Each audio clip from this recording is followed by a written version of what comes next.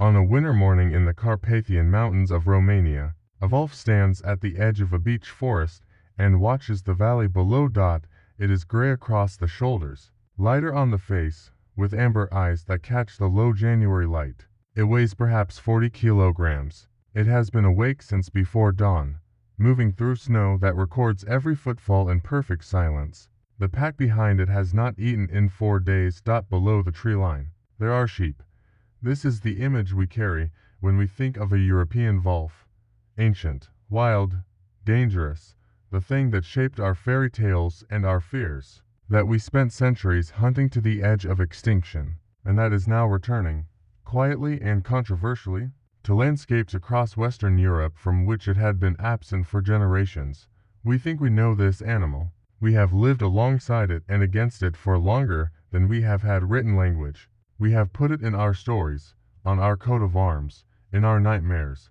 We have killed it in enormous numbers and argued bitterly about whether to protect it. The wolf feels, to most people who have an opinion about it, like a known quantity.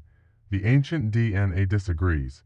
What the genomes of ancient and modern wolves have revealed about the origins of European wolves, their relationship to the rest of the wolf world, the question of what actually happened during the centuries of persecution, and what the animals now recolonizing France and Germany and the Netherlands actually are, has overturned nearly everything the textbooks described, and at least one of the findings carries an implication so stark that it has reshaped conservation policy in real time. This is what the DNA actually shows. Before we get into it, hit that subscribe button. Every video here digs up the real origin of something you thought you knew. Let's begin. The textbook story of the European wolf placed it as a subspecies of the gray wolf, Canis lupus lupus, a name that means simply wolf wolf wolf, and treated European wolves as a relatively uniform population distributed across the continent before human persecution reduced their range and numbers. The picture was of one wolf, spread across Europe, declining under pressure, now recovering. The underlying assumption was that European wolves formed a single continuous population with manageable genetic diversity, that they had occupied the continent since the end of the last ice age, roughly 11,000 years ago, and that the wolves now returning to Western Europe were simply reclaiming their ancestral range. The ancient DNA said otherwise at every point. The first and most fundamental disruption came not from modern wolf genomes, but from ancient ones. In a series of landmark studies published between 2015 and 2022, researchers extracted and sequenced DNA from wolf bones recovered from archaeological and paleontological sites across Europe, some dating back more than 30,000 years. These ancient genomes allowed, for the first time, direct comparison between the wolves of pre-agricultural Europe and the wolves alive today.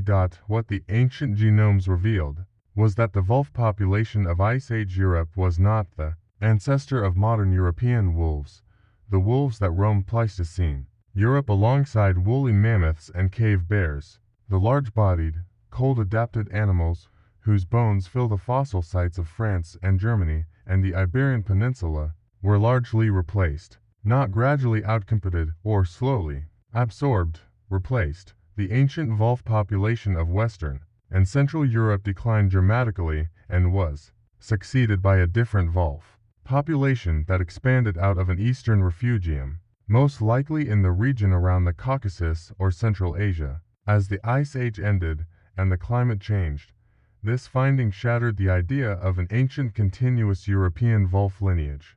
The wolves of Roman-era Europe, the wolves of medieval England and France, the wolves that survived into the 20th century in Italy and Romania, were not the direct descendants of the cave-painting wolves of Lascaux or Altamira.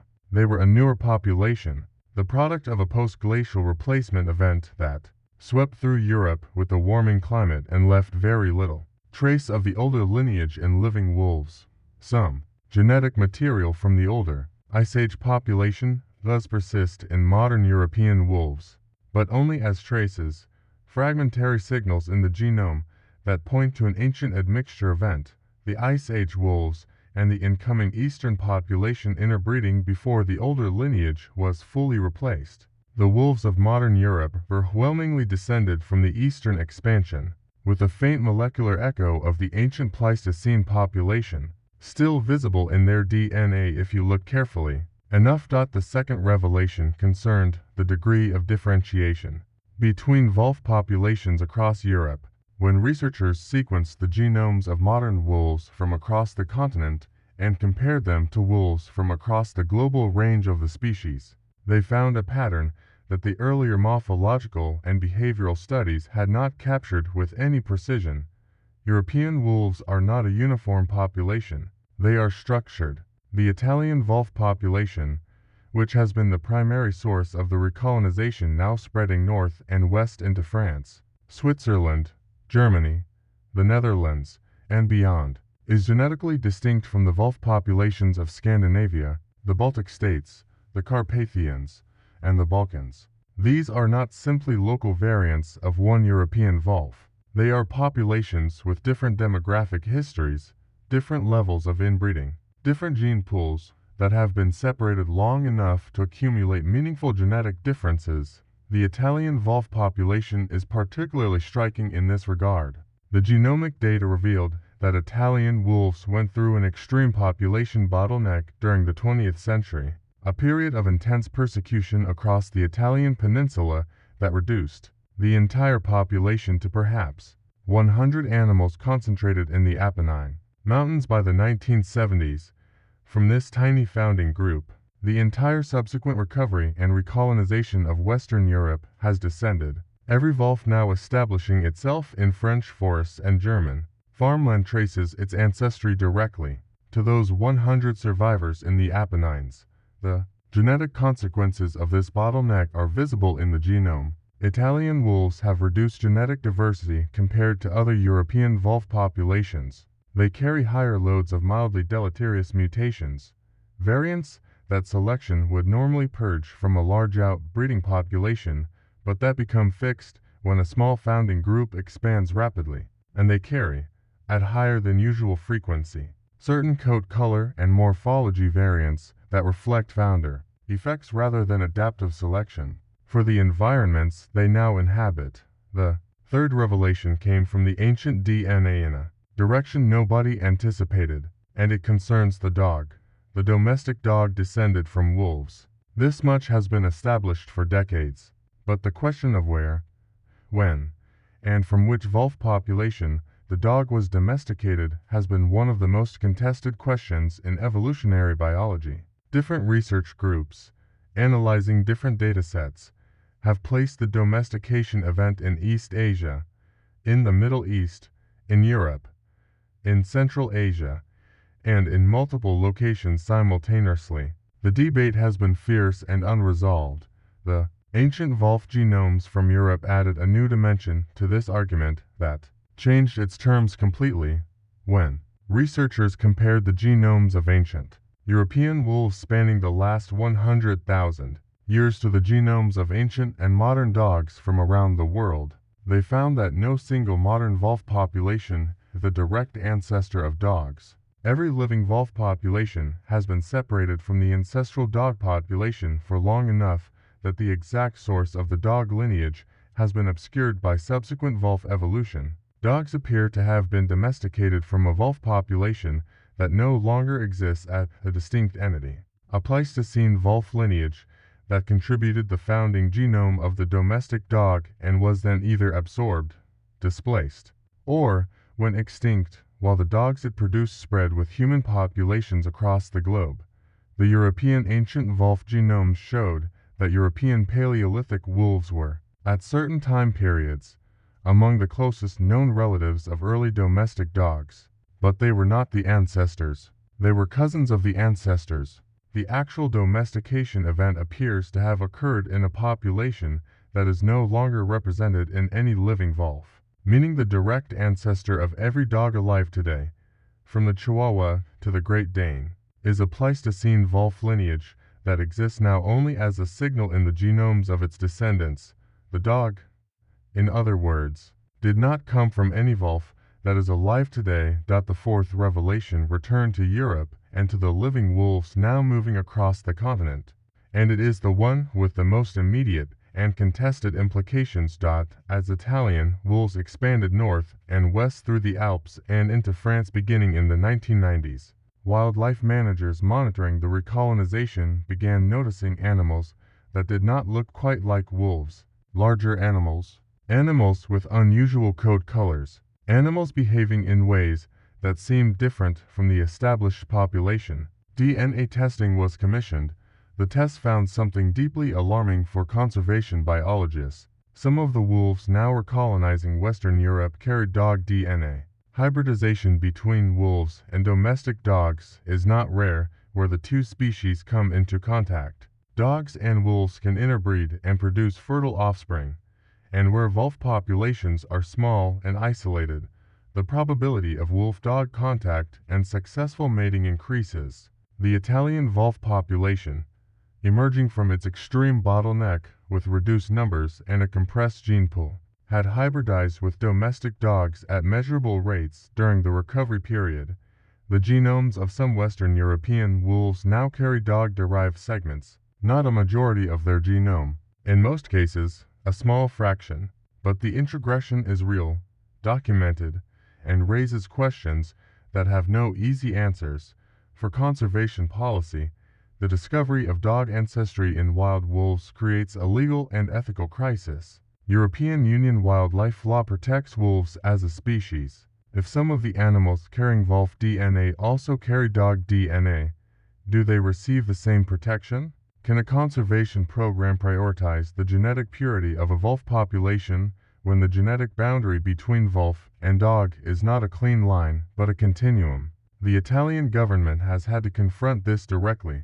Wolves in parts of the Italian peninsula show varying levels of dog admixture. The population is not separable into pure wolves and wolf-dog hybrids by any behavioral or morphological criterion that works reliably in the field. The animals with dog ancestry behave like wolves. They form packs, hunt ungulates, avoid humans, hold territories. The dog genes they carry, making them into dogs. But they carry them. The genomic work revealed something deeper still about this admixture, something that made the policy question even harder. The dog-derived genes that have persisted and spread in the wolf population not random. They are not evenly distributed across the genome. They cluster in regions associated with specific functions. Most notably, some variants in coat color genes and, in certain studied populations, variants near genes associated with reduced fear responses toward humans.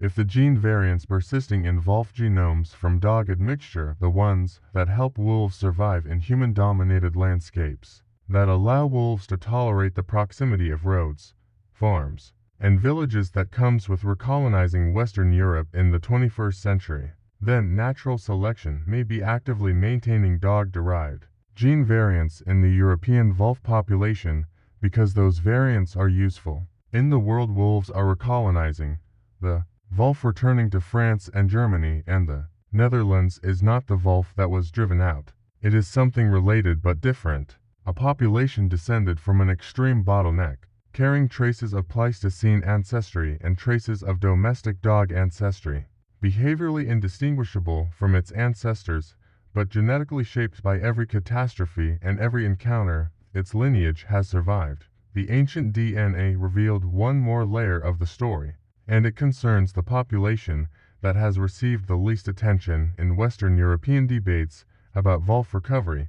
The Carpathian wolves of Romania and Poland represent the largest, most genetically diverse wolf population remaining in Europe, while Italian wolves survived their bottleneck in the Apennines and are now the source of Western recolonization. The Carpathian population maintained larger numbers through the persecution period and retained substantially higher genetic diversity. These wolves are the closest living approximation of the wolf genetic diversity that existed across Central and Eastern Europe before modern persecution began. They are also under enormous pressure. Legal and illegal hunting, habitat fragmentation, livestock conflicts, and weak political protection across parts of their range have kept the Carpathian population stable but not growing. In some years, the genetic diversity data shows The population is declining in effective size even when raw wolf numbers appear stable, because the social disruption of pack hunting removes the breeding adults that maintain genetic connectivity. The genomic work established that the genetic diversity held in the Carpathian population cannot be recreated once it is lost. It represents a lineage continuity going back to the post-glacial recolonization of Europe, carrying within it the fullest remaining record of what European wolves are. If that population is fragmented below viability, while European conservation attention focuses on the charismatic expansion of Italian wolves into Western Europe, the deeper reservoir of genetic variation that the whole continental recovery ultimately depends on will be gone. On that winter morning in the Carpathian Mountains, the wolf at the forest edge watches the valley with amber eyes that carry inside them the traces of a Pleistocene lineage, a post-glacial replacement, a century of near extinction, a slow recovery from a founding population of 100 animals, and the faint genomic echo of domestic dogs encountered in Italian farmland a generation ago. It does not know any of this. It knows the sheep below. It knows the 4 days of hunger. It knows the pack behind it. But we know, now, something about what it is. We know it is not the wolf of our fairy tales and not the wolf of the cave paintings. We know it is not a single uniform species reclaiming ancient range. We know it is the survivor of a series of catastrophes, each of which should have ended it. Rebuilt from remnant populations with reduced diversity, hybridized with the animals it gave rise to 10,000 years ago, and moving north and west again into a landscape that is, simultaneously, its ancestral territory and a world it has never encountered before. The DNA is only beginning to tell us what it knows. If you found this story remarkable, consider subscribing. There are more origins to uncover, and the DNA is only beginning to tell us what it knows.